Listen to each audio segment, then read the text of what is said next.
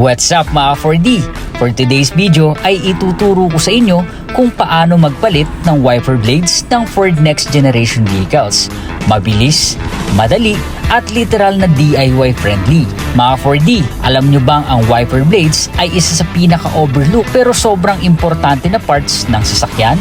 Kapag worn out na ang wiper blades, hindi na kayang maglinis ng windshield at delikado lalo pag maulan. Good news, wala kang kailangan special tools. Kailangan mo lang ng mga sumusunod. Bagong wiper blades, towel, pang-protect sa windshield. Una, iangat mo muna ang wiper arm. Dahan-dahan ha, kasi may tension yan and ayaw nating bumagsak sa windshield. Next, hanapin mo ang release tab or clip. I-press mo lang. Then slide pababa para ma-release ang luma mong wiper blade. Madali lang yan. Pag nakuha mo na yung luma, kuha ka ng bagong blade, then slide mo pataas hanggang marinig mo yung click sound. Pag nag-click, ibig sabihin, lock na. Bago ibaba ang wiper arm, lagyan mo muna ng towel sa windshield para iwas crack kung dumulas ang kamay. After installation, test natin. I-on mo ang wipers, lagay ng konting washer fluid, at ayan, smooth, tahimik, at malinis. So yun mga 4D, ganun lang kabilis magpalit ng wiper blades sa Ford Next Generation vehicle tulad ng Ranger, Everest, at Territory. Kung nagustuhan mo ang video na to, don't forget to like, share, and subscribe para lagi kang updated sa mga nilalabas nating Ford tips. Once again, this is DS4D. Drive safe, mga 4D. So yun, maraming salamat mga 4D kung umabot kayo hanggang sa video na to.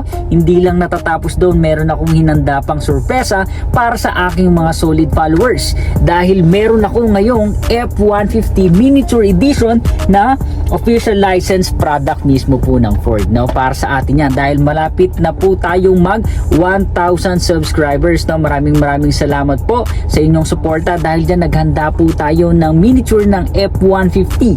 So para sa inyo po ito, no, napakadali lang po ng mechanics. Don't forget to like, share, and subscribe lang, no? Then comment down sa ating comment section ng yes to Ford at ikaw na ay may chansang manalo ng miniature ng F-150. So don't worry po kasi wala po kayong babayaran when it comes in shipping fee. So kung malapit naman kayo dito sa aming branch na dealership, pwede nyo po itong puntahan mismo dito sa amin.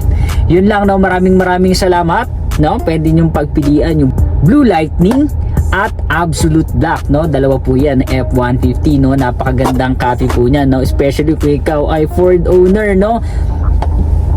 Napakaganda ng ating mga miniature. That's for free po. Yan po ay ipapamahagi natin sa ating mga solid followers, no? Yun lang po, no? Maraming salamat po and kita kits. Don't forget to subscribe and like the hit button for more Ford tips.